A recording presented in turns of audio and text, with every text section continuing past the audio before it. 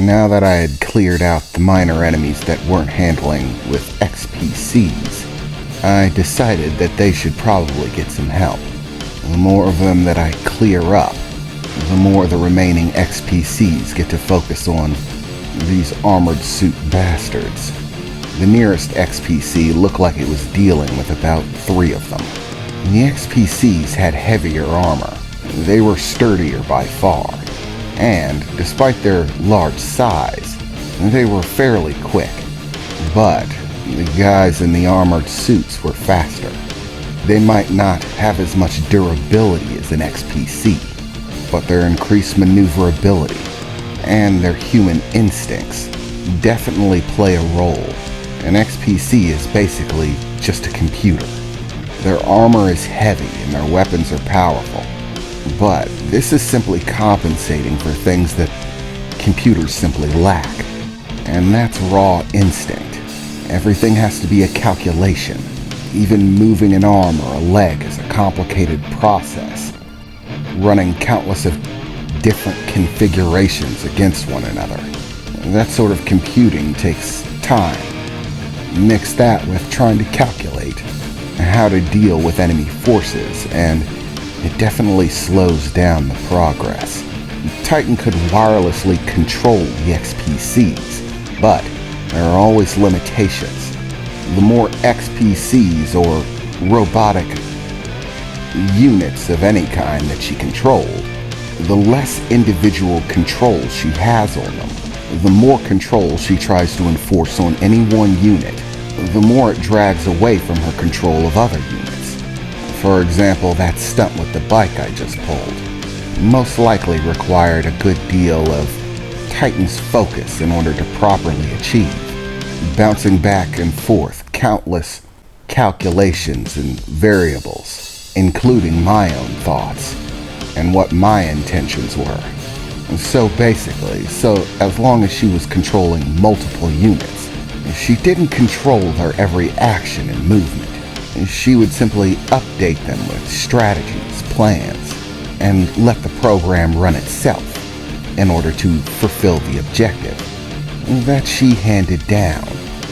So in order to clear things up for her, give her the ability to take more control over singular units, which we had discovered was drastically more effective than letting them run themselves.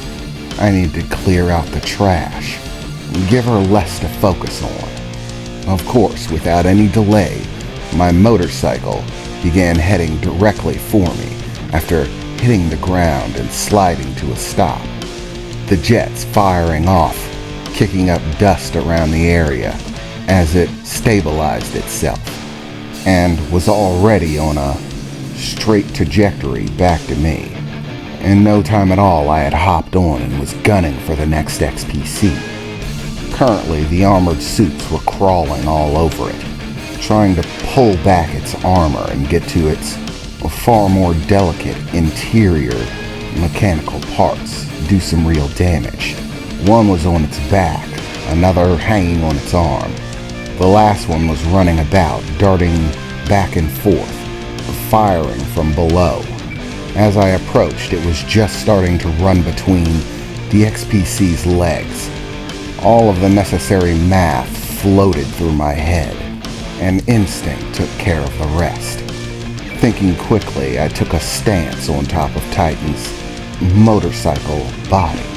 As it accelerated towards the XPC, I jumped off, allowing the motorcycle itself to barrel directly into the armored suit running between the XPC's legs. The bike hit him like a freight train, sending both of them flying out of the combat area for the moment.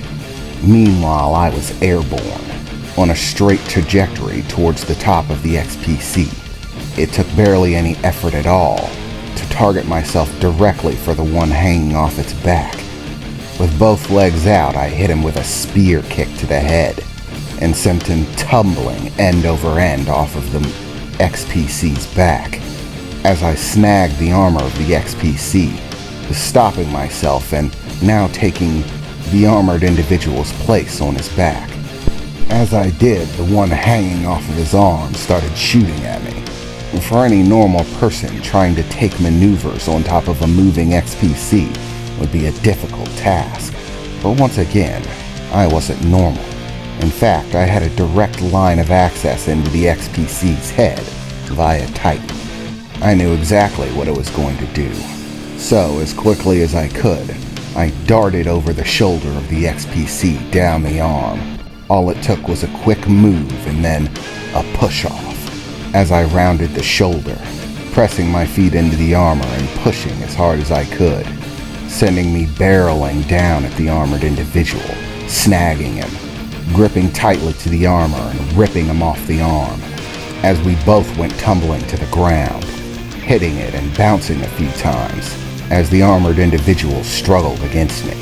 As we finally came to a stop, we had managed to separate just a small bit. A few feet.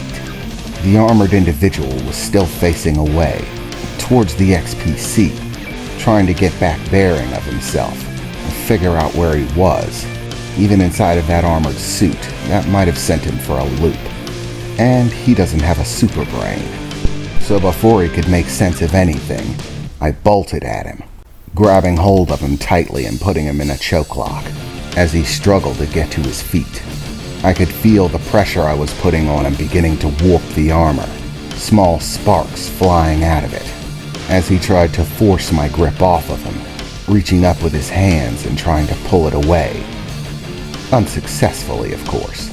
It didn't take him long to figure out that wasn't happening, at which point he began to throw haymakers, elbows, trying to elbow me in the sternum or in the head, trying to grab upwards at my head. But by that time it was too late. I had already shored up my grip, grabbing the arm that I had wrapped around his neck.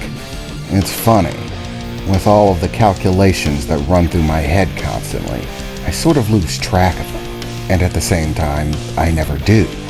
But in that moment, I was primarily focused on the calculation of the force that I was pressing into his neck at that point in time.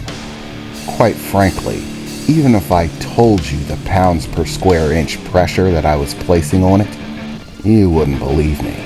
Suffice it to say, I heard a myriad of sickening metal twisting and cracking sounds, along with a very human cracking sound, at which point the armored individual simply stopped moving, and I let him drop to the ground, once again with a hard thud. Those suits weren't exactly light. Hello, Pike in need of assistance, I heard Titan's voice exclaim in my head, as my attention was immediately drawn to my motorcycle that was currently being harried by two armored figures. Apparently, after I had hit one with the motorcycle and kicked the other one off, they decided to turn their attention to the bike.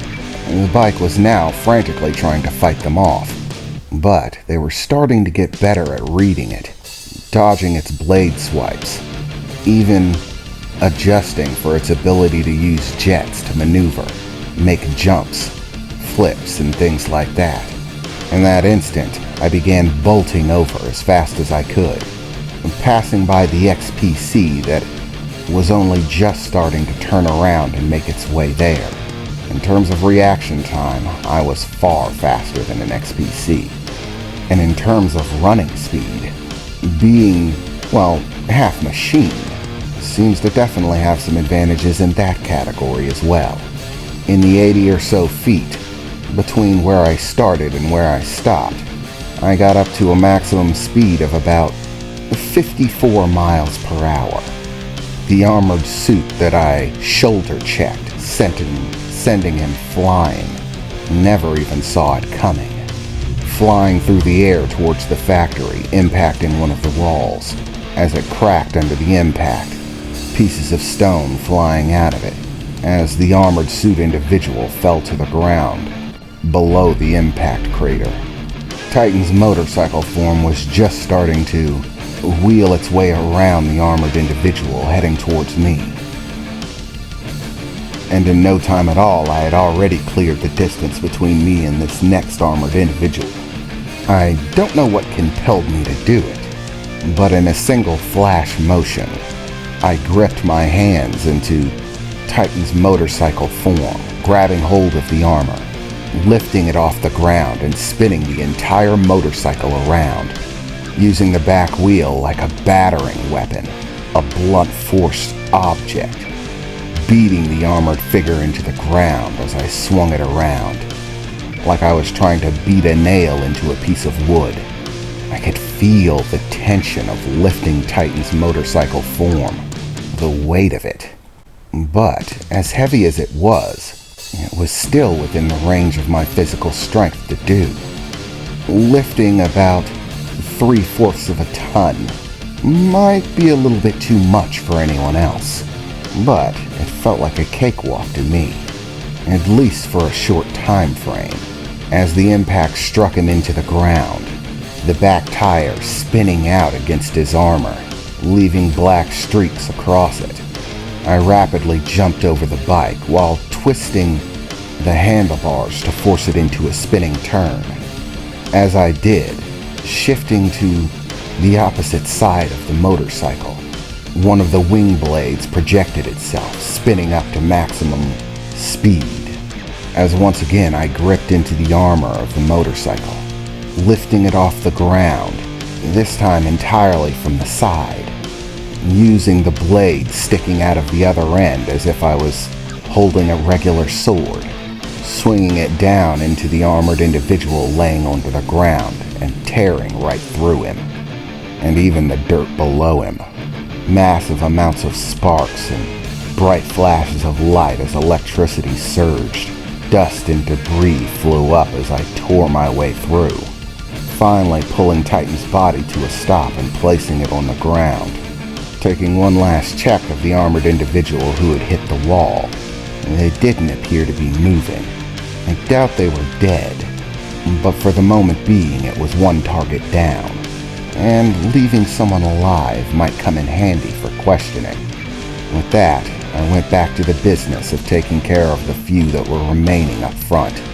They had managed to do a significant amount of damage to one of the guard unit XPCs that I hadn't been first on the scene to fight alongside. But that was about to change. I hopped on Titan and started gunning for them. Suffice it to say that the odds didn't seem to change after I got there.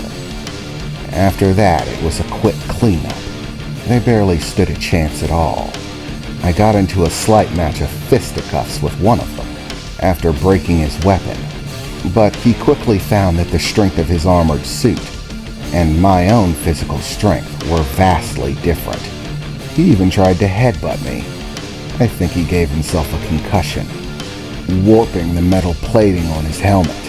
As he impacted, I just gave him a scowl, gripped his head tightly, and gave him 3 in return. I left the front of his armor helmet with a massive crater in it, and the individual himself unflinching. After that, allowing the XPC to take care of him, as he was the last one left. Titan, what's sit-rap? What's going on with the doctor? Does he need reinforcements? I asked. As Titan responded back, sounding very surprised. No, believe it or not, he's got it handled. In fact, he's already done. He got done a minute or so ago. What? I replied. You mean he finished before me? Yeah, he finished before you. Apparently he can teleport. What? I replied, shocked. Yeah, having a gun and the ability to teleport, it kinda gave him a bit of a speed advantage. You've gotta be shitting me, I replied. And now I've gotta hear him gloat about it. It appears that the 2 air carrier units that showed up had already dispersed their units. Apparently the one in the back still had a few inside. The doctor is handling it right now, Titan said, as there was a short pause for a moment. Oh, that doesn't look good, Titan said. Jax, you might want to brace yourself. What? Why? I replied, as I heard a flurry of explosive noises and an engine beginning to roar, seeing an air carrier spinning wildly over the factory, red bolts of what looked like energy seeming to streak out of it in different directions, explosions ringing from the inside of it, as it seemed to tumble one direction after the next, heading for the front area. A few armored units jumped off before it crashed, and in the very instant it was about to hit the ground, I saw a red flash of light as the doctor appeared no more than a few feet in front of me, just in time for the plane to crash land, exploding in a massive gout of fire and sparks. There were 2 armored individuals that jumped off of the transport before it crash landed, both at different ranges from the crash, and both trying to pull their way to their feet. With no hesitation whatsoever, the doctor pulled the gun from the holster on his side, aiming it directly at the farthest individual from him, and with a single pull of the trigger, a red bolt of light projected from the gun. The streak lit out, striking the head of the armored individual and clearing it from his shoulders. The next armored suit was already pulling up its gun and getting ready to fire. Once again, there was a flash of red light as the doctor vanished again. Asgard, I heard him exclaim as he reappeared in another flash of red, swinging around his cane, which now projected a red stream of light as he cut right through the armor, separating his arm from his body. From the inside of the armor, I could hear him let out a yell, a scream of pain as his other arm tried to clasp at the armored section that had been cut away, blood streaming out of the severed limb, as the doctor whipped around, placing his foot on the armored figure's shoulder and the gun in his hand to his head. Sorry, my dear fellow, but it's game over. And with another squeeze of the trigger, a red flash of light let out from the end of the gun, blowing the armored figure away, as what was left to him slumped to the ground.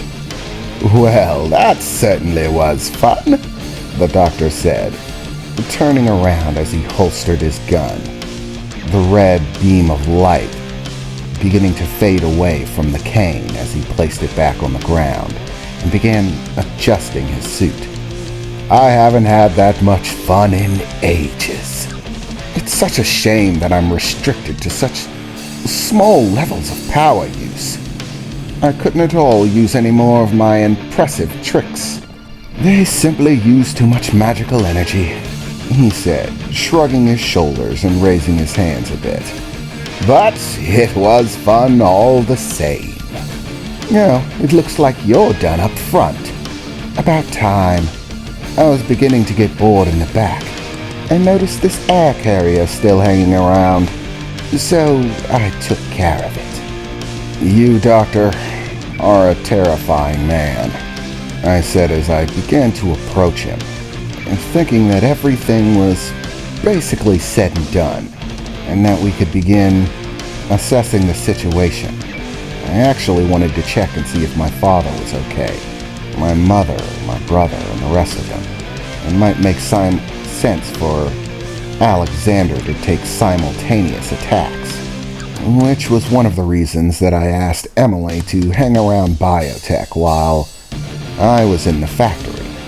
But just as I thought everything had come to an end, I heard an earth-shattering crunch, a smash as something impacted the ground a few dozen feet from where we were standing, kicking up dust and debris as it landed, instantly drawing both me and the doctor's attention. As we looked in that direction, I very quickly saw a massive figure. It definitely wasn't like any of the armored suits. It was completely different.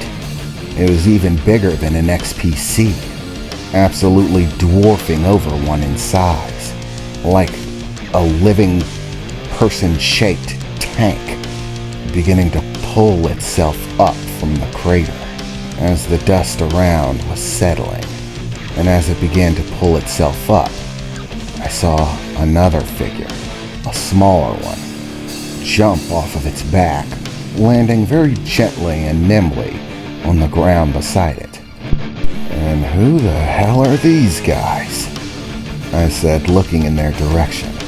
It was clear at least one of them was a person, but the armored suit he was wearing didn't look anything like the ones that these other goons were sporting.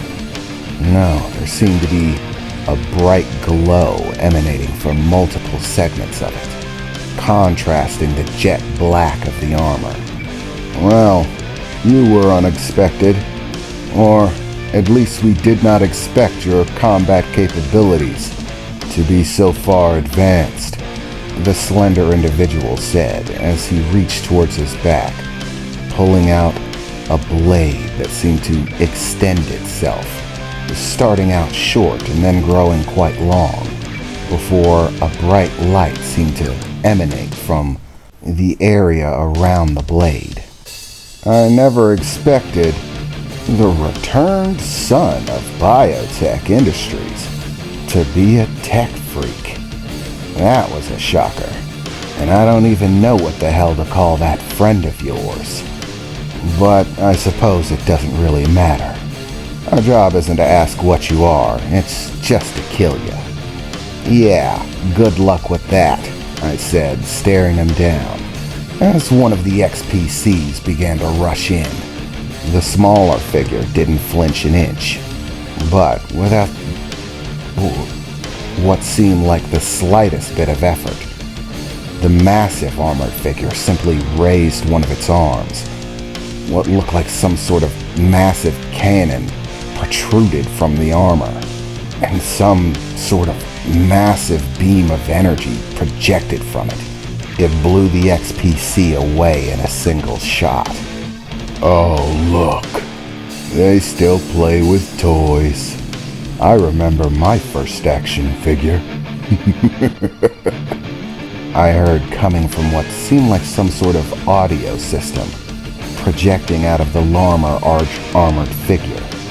So, it appears there is a person inside of that suit, if you can even call that monstrosity a suit.